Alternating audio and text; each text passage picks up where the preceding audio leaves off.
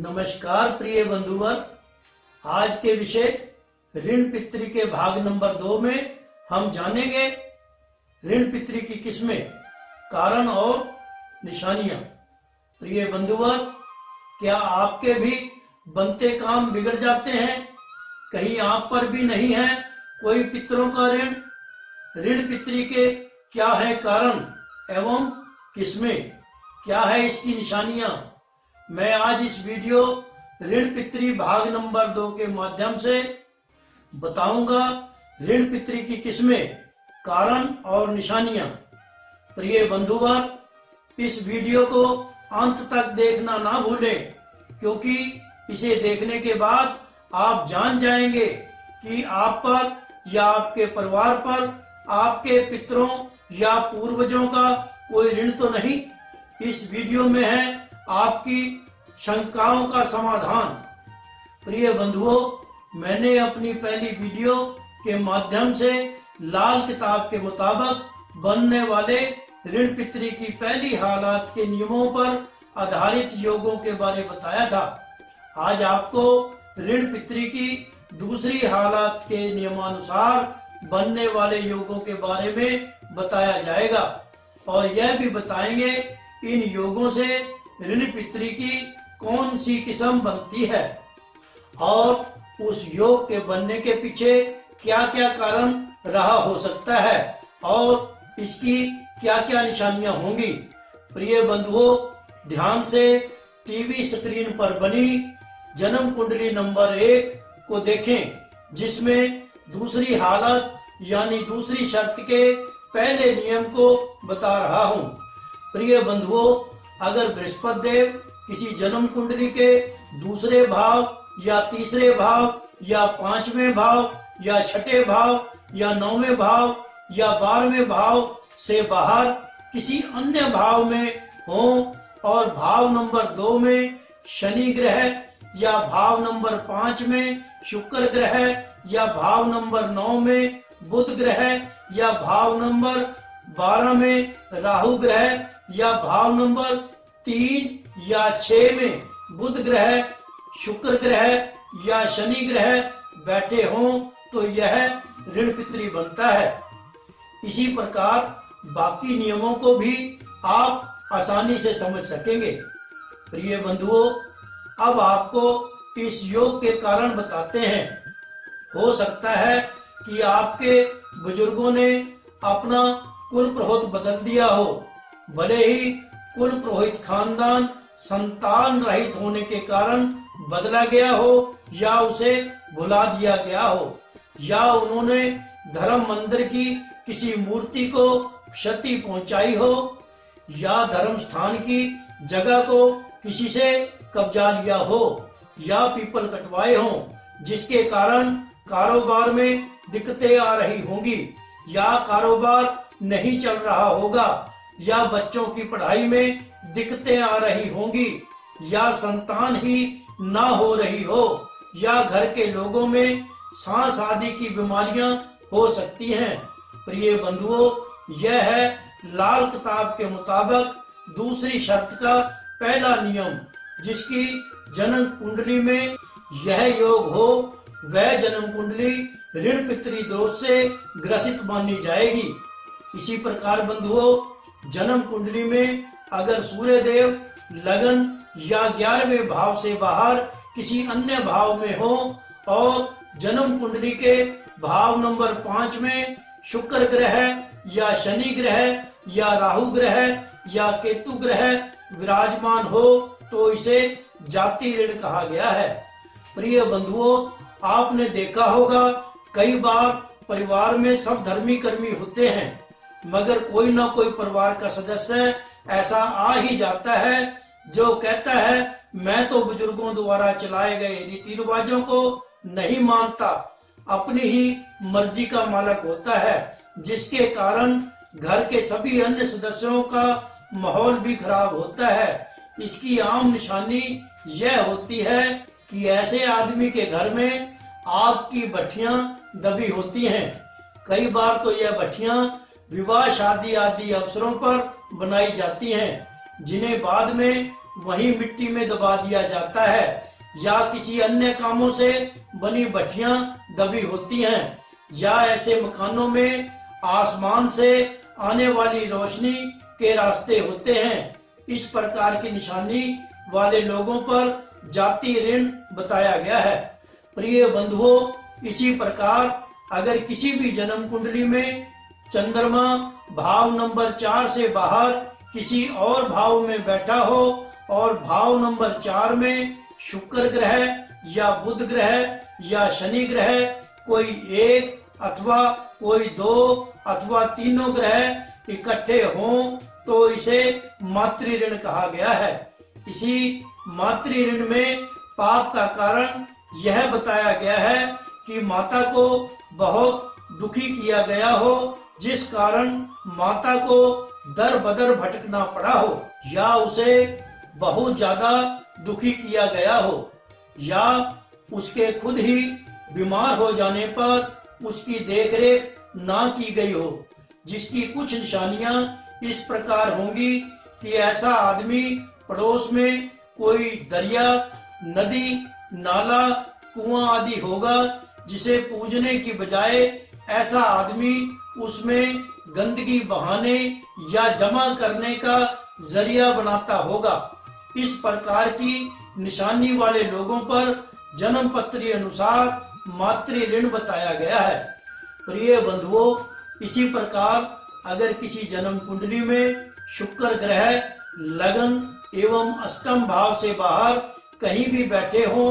और ऐसे आदमी की जन्म कुंडली के भाव नंबर 2 या भाव नंबर 7 में सूर्य ग्रह,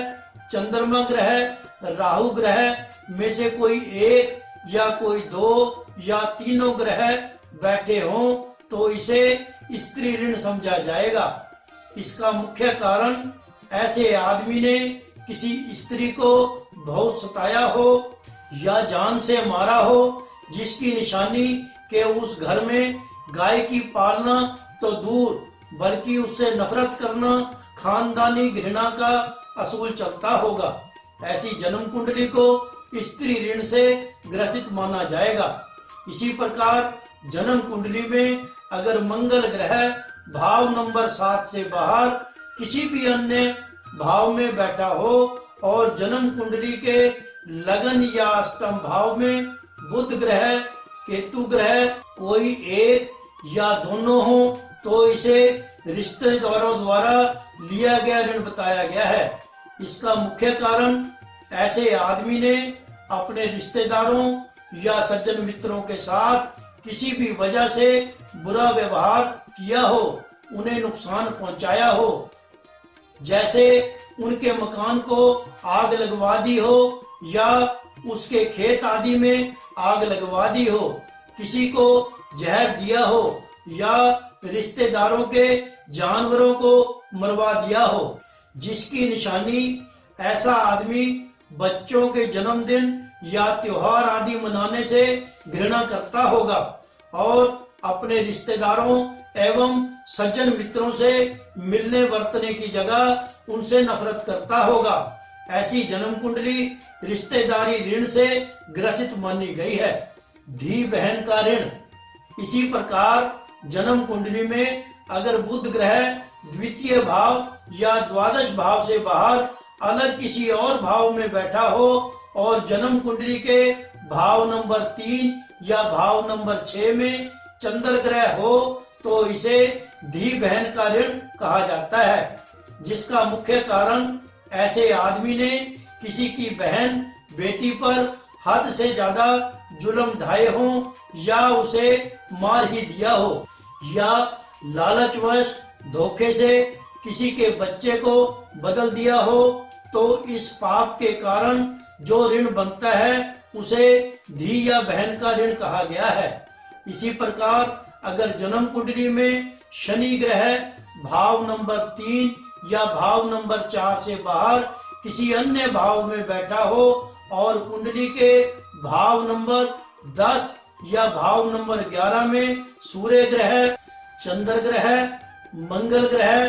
कोई एक या कोई दो या तीनों ग्रह बैठे हों तो इसे जालिमाना ऋण कहा गया है।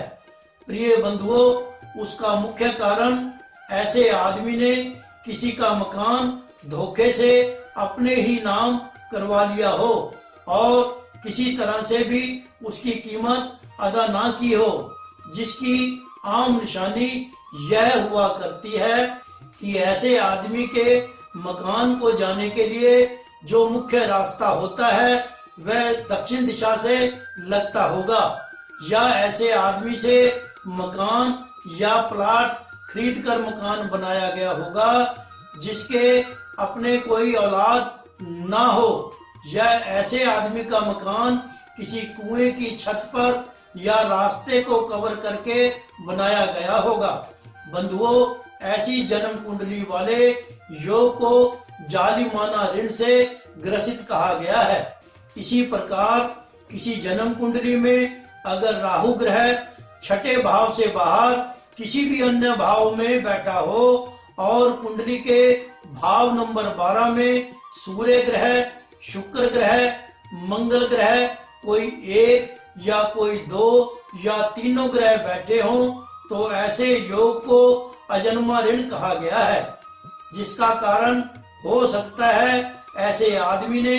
अपने ससुराल वालों के साथ या किसी अन्य रिश्तेदार सगे संबंधी के साथ ऐसा धोखा किया हो जिसके कारण सामने वाले का कुल ही गर्क हो गया हो,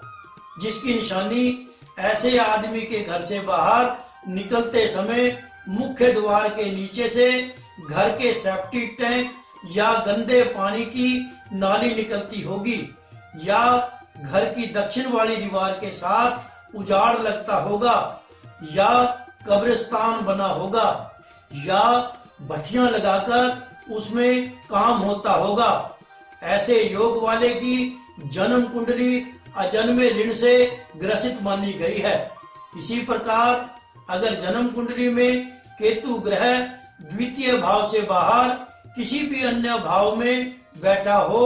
और कुंडली के भाव नंबर 6 में चंद्रमा ग्रह या मंगल ग्रह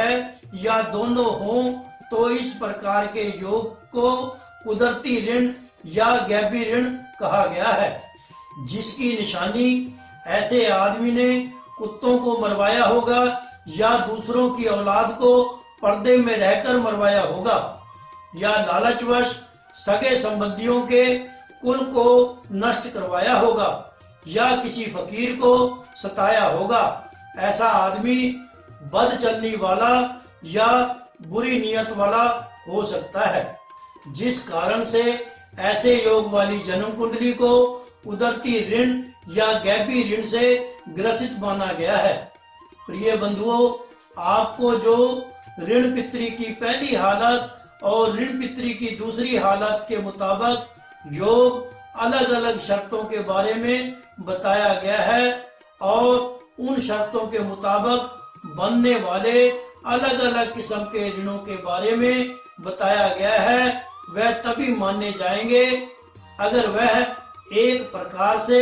इस तीसरी शर्त को भी पूरा करते होंगे, जिसे समझने के लिए टीवी स्क्रीन पर बनी कुंडली नंबर 2 को ध्यान से देखें। इस तीसरी शर्त के मुताबिक पहले जिक्र की हुई हर दो हालतों में कुंडली के भाव नंबर 2 या भाव नंबर 5 या भाव नंबर 9 या भाव नंबर 12 में बुध ग्रह, शुक्र ग्रह, राहु ग्रह, कोई एक ग्रह या दो ग्रह या तीनों ग्रह बैठे हों तो ऋण पितरी होगा, वरना कोई या किसी भी किस्म का ऋण पितरी या ऋण मातृ या कोई और ऋण ना होगा। ख्याल रहे, ऋण पितरी सदा जन्म कुंडली से देखा जाएगा, वर्ष कुंडली का इन ऋणों से कोई तल्लक ना होगा।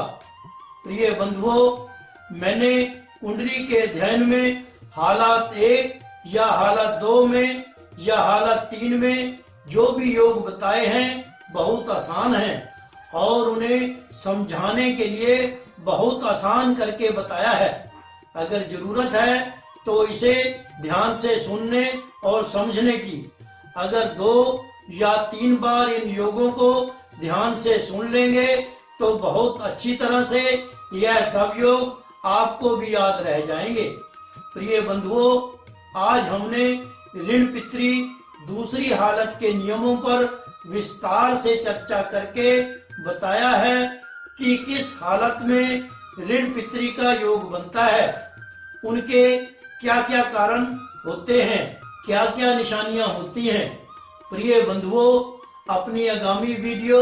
ऋण पितृ भाग नंबर 3 में आपको बताएंगे कि किस किस ऋण योग में कौन कौन से उपाय करने से शांति हो सकेगी। तब तक के लिए इजाजत दीजिए, जल्द मिलेंगे अपनी आगामी वीडियो के साथ। शुभ आशीष। जय माता दी, जय माता दी, जय माता दी।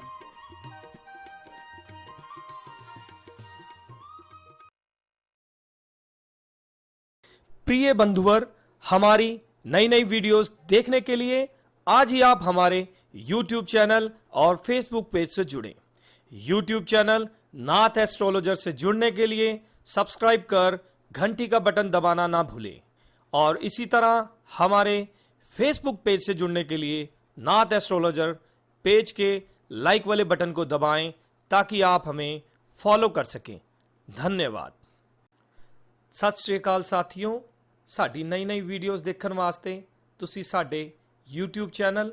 ते Facebook पेज नाल जुड़ो। YouTube चैनल नाथ एस्ट्रोलॉजर नाल जुड़न वास्ते सब्सक्राइब कर घंटी दा बटन दबना ना भुल्लिओ ते इसी तरह याद रखियो साडे Facebook पेज नाल जुड़न वास्ते नाथ एस्ट्रोलॉजर पेज दे लाइक वाले बटन नूं दबो ताकि तुसी सानू फॉलो कर सको। धन्यवाद। Hello friends, watch our new religious videos and for new astrological updates, join our YouTube channel and Facebook page. You can see regularly our astrological videos on our YouTube channel Nath Astrologer by subscribe us and by press the bell icon. And for our Facebook page Nath Astrologer, press like to follow us. We will meet you soon with new video. Thanks.